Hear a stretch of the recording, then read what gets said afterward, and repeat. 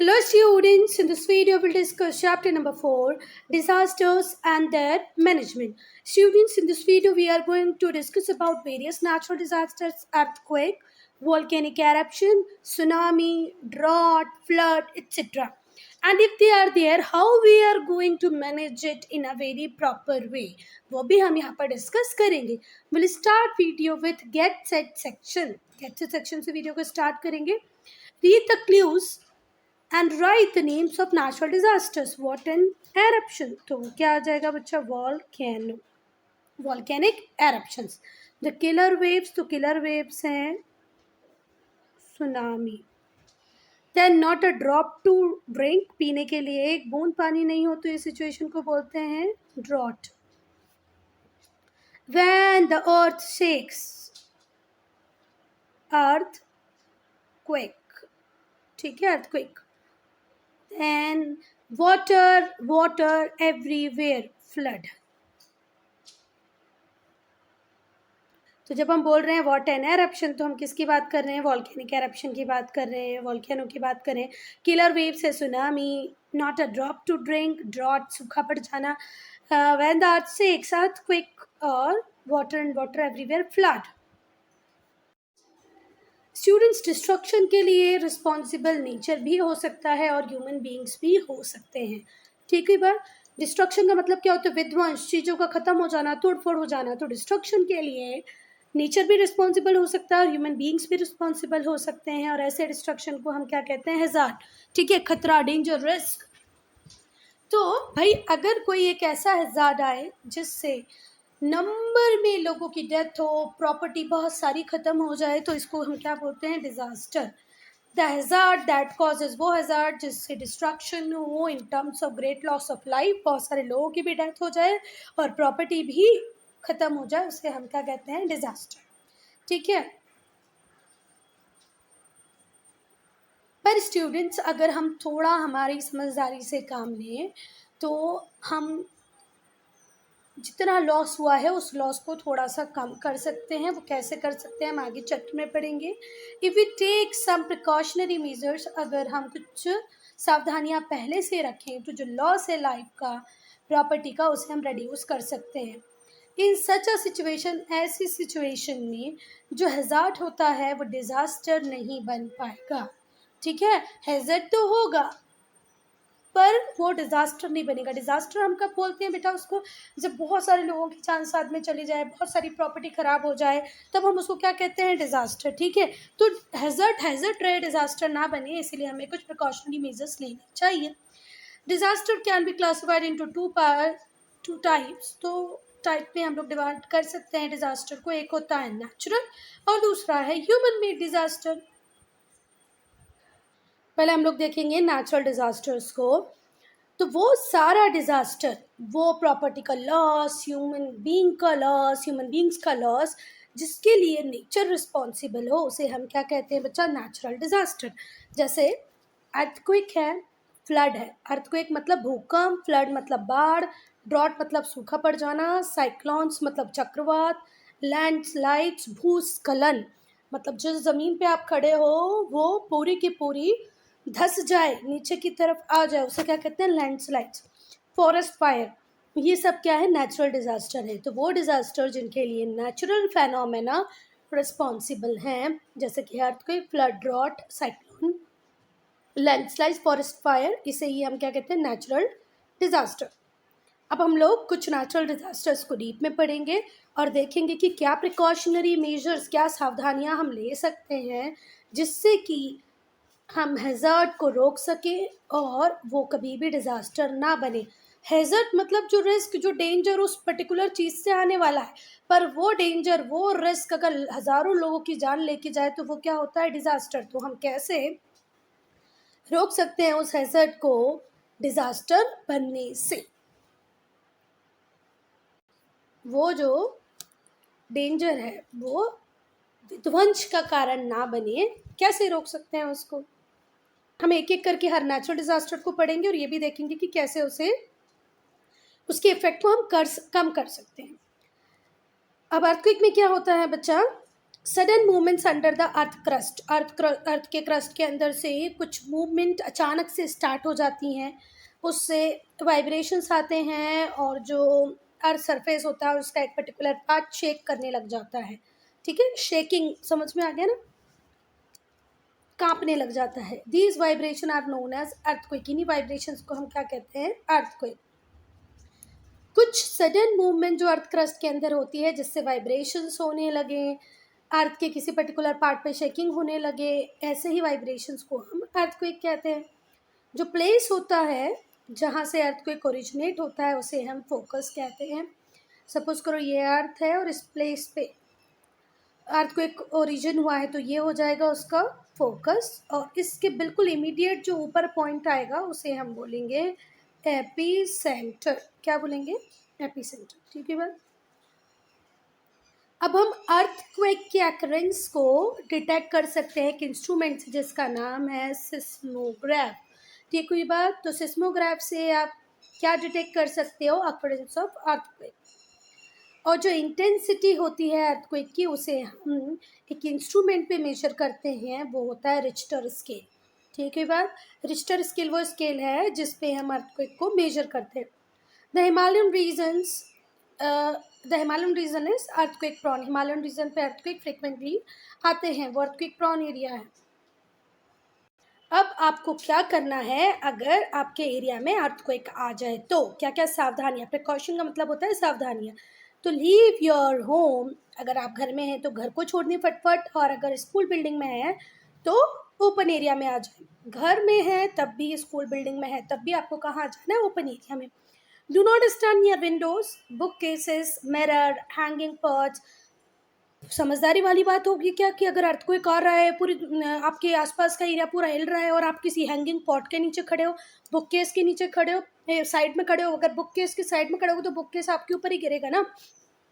Window के पास, book case के पास, mirror के पास, फैन के पास आपको नहीं रहना है। ठीक हुई बात। और सिर्फ अर्थक्वेक रहे तभी नहीं, अर्थक्वेक के बाद भी। ठीक है, ड्यूरिंग अर्थक्वेक और इमीडिएटली आफ्टर एन अर्थक्वेक। जब तक अर्थक्वेक पूरी तरह शांत ना हो जाए जब तक आपको इन सारी चीज़ों के पास नहीं जाना है। अगर आप किसी बिल्डिंग में फंस गए हो तो आपको इंटीरियर वॉल के पास आ जाना है और अपने हेड को अपने आर्म से प्रोटेक्ट करना है। ठीक है। Do not use a lift. Lift का भी यूज़ नहीं करना है, बिल्कुल भी नहीं करना है। साथ ही साथ आप वॉल की बिल्कुल चिपक जाए, क्योंकि अगर ऊपर से दीवार गिरेगी भी तो थोड़ा साइड में गिरेगी, है ना, एकदम नीचे नहीं गिरेगी। तो आपको दीवार जहाँ से स्टार्ट होती है ना शुरुआत, बिल्कुल वहीं पर चिपक जाना है उस दीवार से, और अपने सिर को क्या करना है? कवर कर लेना है हाथों से। तो समझ में आया बेटा? If trapped in a building, अगर बिल्डिंग में ट्रैप हो जाओ, remain close to an interior wall and protect your head with your arms. अपने बाजुओं से, अपने आर्म से अपने सिर को क्या करना? आपको प्रोटेक्ट करना। डू नॉट यूज़ लिफ्ट, और लिफ्ट का यूज़ तो बिल्कुल नहीं करना है। अगर बाहर हैं तो बेटा किसी भी ट्री के पास कभी मत जाना। आपको ऐसे लगे नहीं और चलो ट्री के पास चलते हैं, बिल्कुल भी नहीं। ठीक हुई बात। If outdoor keep away from trees, कोई भी साइन बोर्ड लगा उससे दूर रहें, बिल्डिंग से दूर रहें, पोल मतलब जो खंबे लगे होते हैं ना इलेक्ट्रिसिटी के लिए, उससे भी दूर रहें, इलेक्ट्रिक वायर से दूर रहें। तो अगर बाहर हैं तो साइन बोर्ड, बिल्डिंग, पोल, इलेक्ट्रिक वायर, इन सब से दूर रहें। नाउ साइक्लोन्स को हिंदी में बोलते हैं चक्रवात। साइक्लोन डेवलप होता है, cyclone develops when low pressure area is surrounded by high pressure area. कोई भी लो प्रेशर एरिया को जब हाई प्रेशर एरिया सराउंड करता है तो इसी को हम क्या बोलते हैं? वो जोन डेवलप हो रहा है जहाँ पर साइक्लोन आएगा ही आएगा। साइक्लोन कहाँ पर डेवलप होगा? जहाँ पर लो प्रेशर एरिया के आसपास क्या हो? High pressure area. अब ये हाई प्रेशर एरिया से जो विंड्स हैं वो लो प्रेशर एरिया में जो वैकेंसी है उसको फुल करने आएंगी। कि हवाएं कैसे चलती है, देखो होता क्या है, ये एक पर्टिकुलर एरिया है, यहाँ सन रेज के कारण ये एरिया बहुत गर्म हो गया, तो यहाँ की जो हवाएं थी गर्म होके कहाँ चली गई? अपवर्ड। तो इस एरिया को कर दिया उन्होंने खाली। फिर से सुनो, बहुत तेज गर्मी होने से हवाएं गर्म होके ऊपर चली गई, ऊपर चली गई तो ये एरिया हो गया है खाली। अब यहाँ से भी हवाएं, यहाँ से भी हवाएं, यहाँ से भी, हर जगह से हवा इस एरिया की वैकेंसी को फिल करने आएंगी। हमेशा जो विंड का डायरेक्शन होता है वो होता है हाई प्रेशर से ये चलती हैं किसकी तरफ, लो प्रेशर की तरफ। तो यहाँ पर है हाई प्रेशर और ये यहाँ पर है लो प्रेशर, यहाँ की हवाएं गर्म होकर ऊपर चली गई हैं। तो जब ये इस वैकेंसी को फिल करने आएंगी तो ये इतनी तेज़ी से आती हैं कि रास्ते में इन्हें जो भी कुछ मिलता है उसको तोड़ती फोड़ती उखाड़ती आती हैं।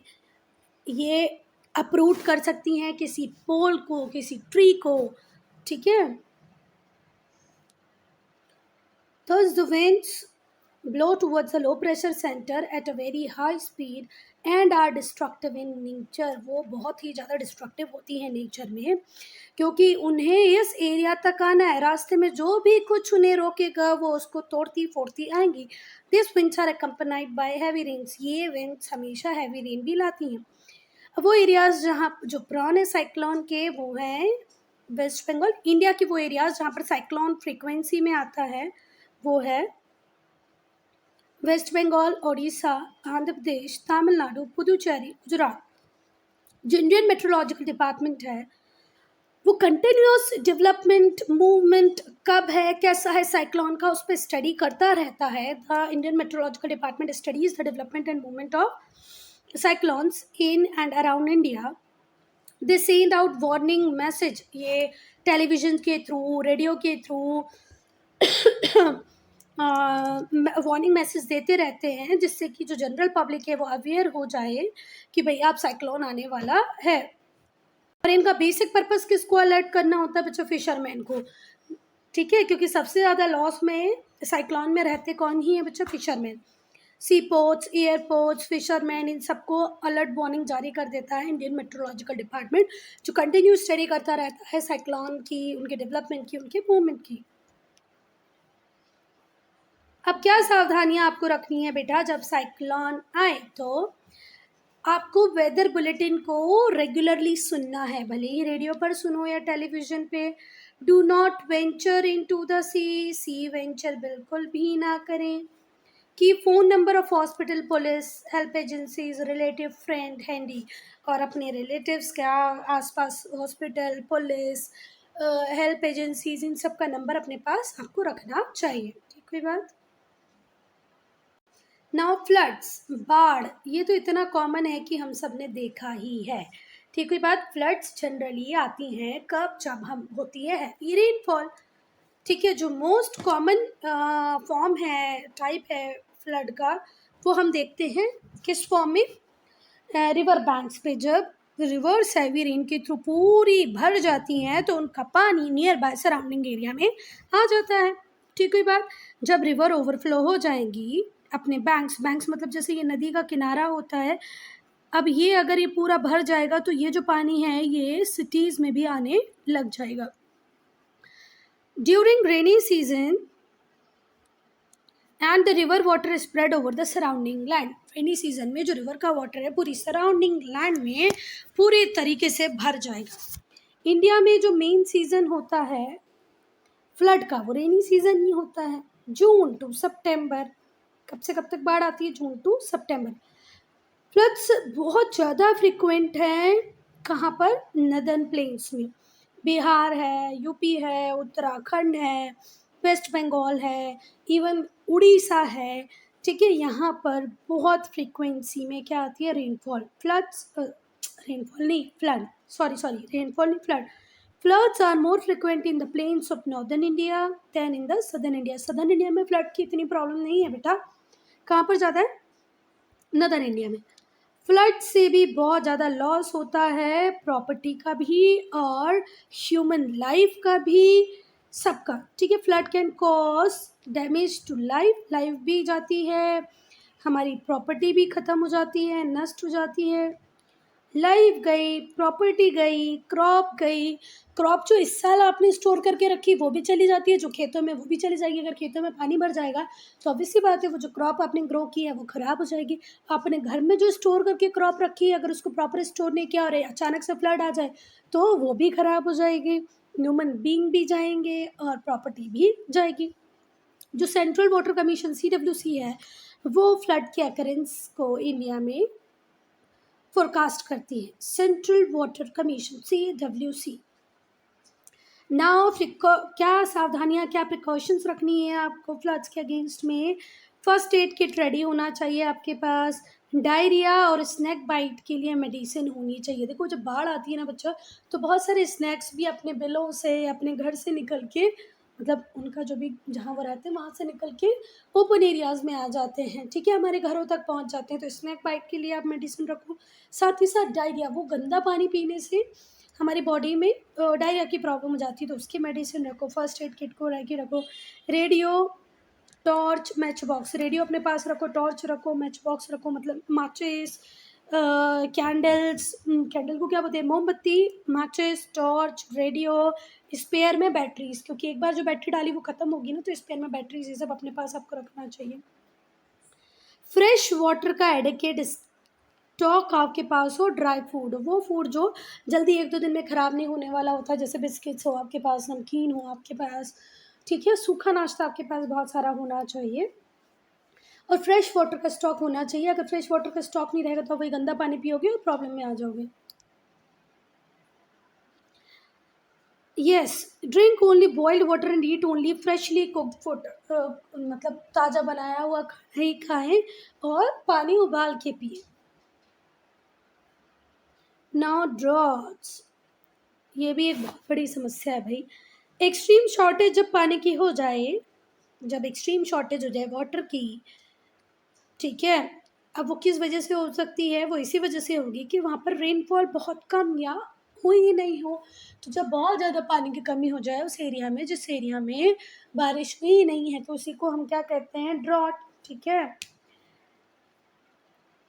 जहाँ पर बारिश नहीं होगी वहाँ सूखे की प्रॉब्लम आएगी। ये ह्यूमन बींग्स को अफेक्ट करता है, एनिमल को अफेक्ट करता है और एग्रीकल्चर प्रोडक्शन को भी। Can we grow crop without water? No. Can our animal survive without water? No, we can not also survive without water. तो पानी नहीं होगा, जब ड्रॉट की सिचुएशन होगी, तो agriculture, human being, plants, animals, सब को प्रॉब्लम होगी। More than 70% of total cultivable land is drought prone. अगर हम इंडिया की बात करें तो इंडिया में जितना भी एरिया कल्टिएबल है, जहाँ पर हम कल्टीवेशन करते हैं, है ना, उसमें से जो 70% कल्टिएबल एरिया है वो ड्रॉट प्रोन है। कैसा है? ड्रॉट प्रोन, सूखा पीड़ित। ये बात ज़रा ध्यान रखें बेटा कि हमारे इंडिया में जितने एरिया पे कल्टीवेशन होता है, एग्रीकल्चर होता है, उसमें से 70% तो बेटा कैसा है, ड्रॉट प्रॉन है। वो एरियाज़ जहाँ पर या तो कम रेनफॉल होगी, वहाँ पर ये ज़्यादा प्रॉब्लम होती है। साथ ही साथ कुछ लोग ऐसे होते हैं जिनके पास इरिगेशन फैसिलिटीज़ इनएडिक्वेट है, मतलब आज कैनाल्स हैं, ट्यूबवेल्स हैं, वेल्स हैं, ये फैसिलिटी ही उनके पास नहीं है। These areas receives low and highly unreliable rainfall। या तो रेनफॉल बहुत ज़्यादा कम होगी, या तो बहुत ज़्यादा अनरिलायबल है, हुई तो हुई, नहीं हुई, जब नहीं चाहिए थी तब हो गई, ठीक है, बारिश का तो ऐसा ही है। अब अगर इंडिया में पूछे ड्रॉट प्रोन एरिया, तो सबसे पहले जो नाम याद आएगा वो क्या ही होगा, राजस्थान। राजस्थान के बाद गुजरात, वेस्टर्न उड़ीसा, रायलसीमा इन आंध्र प्रदेश, तेलंगाना, छत्तीसगढ़, झारखंड। तो वो कौन कौन से एरिया हैं जो ड्रॉट प्रोन हैं इंडिया में? वो है Rajasthan, Gujarat, western Orissa, Rayalaseema in Andhra Pradesh, Telangana, Chhattisgarh, Jharkhand, central Maharashtra, interior Karnataka, west Bengal, Tamil Nadu, Punjab, Haryana, Bihar and Uttar Pradesh. जरा याद रखना बेटा इन सब के नाम है ना, पंजाब, हरियाणा, बिहार, उत्तर प्रदेश, तमिलनाडु, बंगाल, कर्नाटका, सेंट्रल महाराष्ट्र, ये वो एरियाज़ हैं जहाँ पर ड्रॉट की प्रॉब्लम होती है। अब प्रिकॉशन क्या रख सकते हैं आप ड्रॉट के लिए? आप रेन वाटर हार्वेस्टिंग सिस्टम को डेवलप करें कि जितनी थोड़ी बहुत भी बारिश हो रही है उसमें से एक बूंद भी वेस्ट नहीं जाए, पूरा आप स्टोर करके रख लें। आप आपके घरों की छतों को पे जो पानी गिरता है उसको स्टोर करके एक पाइप के थ्रू आपके बोरिंग के पाइप, वो जो बोरिंग के लिए पिट होता है उसमें डाल दें, या कोई टैंक बना लें उसमें स्टोर करके रख लें। ये ड्रिंकिंग के लिए नहीं यूज़ हो सकता है तो ठीक है, पर अदर पर्पज़ के लिए तो आप इसको यूज़ कर सकते हैं। बेसिकली एग्रीकल्चर में आप इसको यूज़ कर सकते हैं। और ये जो रेन वाटर होता है ये तो एग्रीकल्चर के लिए बहुत ही अच्छा होता है, ठीक है। जो बेस्ट सुटेबल मेथड होती है बच्चा, जो पानी को प्रॉपर यूटिलाइजेशन कराती है, पानी का प्रॉपर यूटिलाइजेशन कराती है, वो है ड्रिप इरिगेशन मेथड, तो ड्रिप इरिगेशन मेथड का यूज़ करें, इससे पानी बहुत ज़्यादा एवापोरेट भी नहीं होता और ओवरलॉगिंग भी नहीं होती वाटर की, तो ड्रिप इरिगेशन का यूज़ करें। प्लांट ड्रॉट रेसिस्टेंट क्रॉप, ऐसी क्रॉप को ग्रो करें जो कि कम पानी में भी सर्वाइव कर पाए। अब हम देखेंगे सुनामीज। सुनामी कहाँ आएगी बच्चा, ये आएगी पानी के अंदर, ठीक है बात। सुनामी वहाँ पर डेवलप होती है जहाँ पर large mass of water is displace, जहाँ पर बहुत बड़े अमाउंट में पानी को क्या कर दिया गया हो, डिस्प्लेस कर दिया गया हो। अब ये क्यों क्यों हो सकता है, जब पानी के अंदर या तो अर्थक्वेक आया हो या वोल्केनिक एरप्शन आया हो। अर्थक्वेक मतलब पानी के अंदर भूकंप आ जाए या पानी के अंदर वोल्केनिक एरप्शन हो जाए, तो क्या होगा, पानी बहुत ज्यादा क्वांटिटी में यहाँ से वहां, वहां से यहाँ आएगा और इसी वजह से क्या आएगी, सुनामी। जब पानी के अंदर बेटा अर्थक्वेक आ जाए, वोल्केनिक एरप्शन हो जाए, तो क्या होता है, इससे बहुत बड़ा जो सी फ्लोर होता है या तो वो राइज कर जाएगा या सबसाइड कर जाएगा, ठीक है। अब अर्थक्वेक आया, तो अर्थक्वेक आता है तो हम देखते हैं ना, कुछ एरिया ज़मीन के अंदर चले गए, ठीक है। वोल्केनिक एरप्शन आया तो जो लावा निकला उससे एरिया बढ़ गया, तो या तो सी फ्लोर राइज कर जाएगा या सबसाइड कर जाएगा। सबसाइड करना मतलब नीचे की तरफ धंस जाएगा, राइज करना मतलब ऊपर की तरफ निकल जाना। इससे क्या होगा, बड़ी बड़ी वेव्स बनना चालू हो जाएंगी। क्या बनेंगी, बड़ी बड़ी वेव्स। जो सुनामी होती है वो बहुत ही हाई स्पीड से चलती है, 500 to 1000 किलोमीटर पर आवर। एक घंटे में ये 500 से 1000 किलोमीटर तक चल देती हैं। पर जैसे जैसे ये शैलो कोस्टल एरिया वाटर में आती है, शैलो कोस्टल वाटर मतलब जहाँ पर पानी की गहराई थोड़ी सी कम हो, वहाँ पर इनकी स्पीड रेड्यूस हो जाती है, मतलब कम हो जाती है, ठीक है। पर it is then that the height of tsunami waves increases.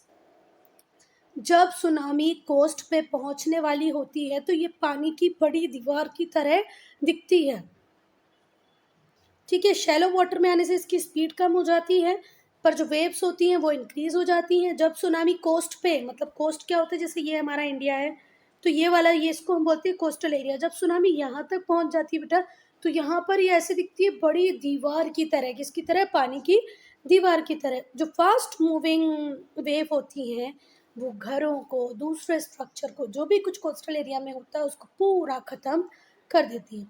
Precaution क्या ले सकते हैं हम, कई बार हम लोगों ने ऐसा देखा है स्टूडेंट्स की, जो सुनामी आनी होती है, सुनामी के पहले 800 मीटर्स तक जो कोस्टल एरिया होता है वो रिसीड कर जाता है, पीछे की तरफ चला जाता है, सूखा हो जाता है।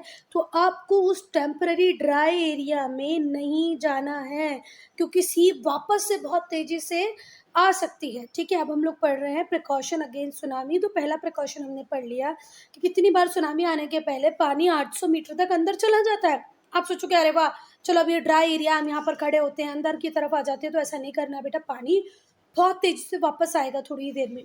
No the height of your street above sea level, अपनी स्ट्रीट, अपनी जो गली है जिसमें आप रहते हैं उसकी हाइट पता होना बहुत ज़रूरी है कि सी लेवल से किस हाइट पर वो है। जैसे सपोज करो ये सी है, इसका जो लेवल है इससे कितनी ज़्यादा हाइट पर आपकी लोकेलिटी है। आपको हाइट के साथ साथ क्या भी पता होना चाहिए, डिस्टेंस, किस डिस्टेंस पे हैं आप कोस्ट से।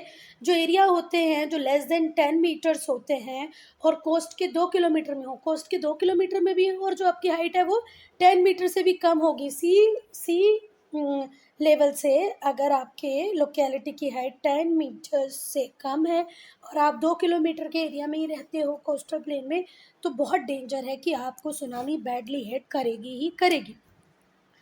देखो, the areas of great risk are less than 10 metre above and sea level से 10 मीटर से भी वो कम हाइट पर हैं और कोस्टल एरिया से 2 किलोमीटर की ही दूरी पर हैं, तो यहाँ पर ग्रेट रिस्क रहेगा सुनामी का। आपको पूरा प्लान, एवाक्यूएशन प्लान पहले से रेडी रखना है कि आपके घर से, स्कूल से या वर्क प्लेस से कहाँ पर वो एरिया है जो सी लेवल से 30 मीटर्स ऊंचाई पर है, क्योंकि वो एरिया जो सी लेवल से 30 मीटर की ऊंचाई पर रहेंगे वहाँ पर सुनामी का डिस्ट्रक्शन नहीं पहुँचेगा। तो आपको फटाफट, भले आप स्कूल में हैं, घर में हैं, ऑफिस में हैं, कहीं पर भी आपको पता होना चाहिए कि जहाँ पर आप हैं वहाँ से ऐसा एरिया जो 30 मीटर की हाइट पे वो कहाँ पर है। सेफ लोकेशन पे you should be able to reach the safe location in within 15 minute. 15 minute में आप उस लोकेशन तक पहुंच जाए, ऐसा प्लान आपके पास रेडी होना चाहिए। जो सुनामी वार्निंग सिस्टम है should be installed at high risk zone. जितने भी हाई रिस्क जोन है वहाँ पर तो हमने सुनामी वार्निंग सिस्टम्स को इंस्टॉल कर ही दिया है। अब हम पढ़ेंगे क्विक क्विज। तो क्विक क्विज में पहला सबसे इजी क्वेश्चन है, नेम 2 टाइप्स ऑफ डिजास्टर। मैं नहीं भी बताऊंगी तो आपको पता ही होना चाहिए, भले ही आप ड्रॉट लिख दें, फ्लड लिख दें, सुनामी लिख दें या अर्थक्वेक लिख दें। अब measures the intensity of earthquake. Earthquake की इंटेंसिटी को मेजर करता है Richter scale. Then the occurrence of flood. Flood की अकरेंस को फोरकास्ट करता है, बताता है central water commission. Central water commission is design the task to forecast the occurrence of flood. Rayalaseema Andhra Pradesh में एक ऐसा एरिया है जो फ्लड प्रॉन है? बिल्कुल नहीं, फ्लड प्रॉन तो है ही नहीं, ड्रॉट आती है यहाँ पर, तो ड्रॉट प्रॉन एरियाज में है ये। तो आंध्र प्रदेश का रायलसीमा फ्लड प्रॉन नहीं है बेटा, तो इसका आंसर आएगा फॉल्स। अगर यहाँ पर ड्रॉट प्रॉन होता तो आप लगाते true. What is the cause of tsunami? तो सुनामी का कॉज हो सकता है अंडर सी अर्थक्वेक, अंडर सी वॉल्केनिक eruptions। ठीक है बात। We'll start human-made disaster in the next part, in part 2. I'm ending this video here only. If you have any doubt, any problem, to write in comment section.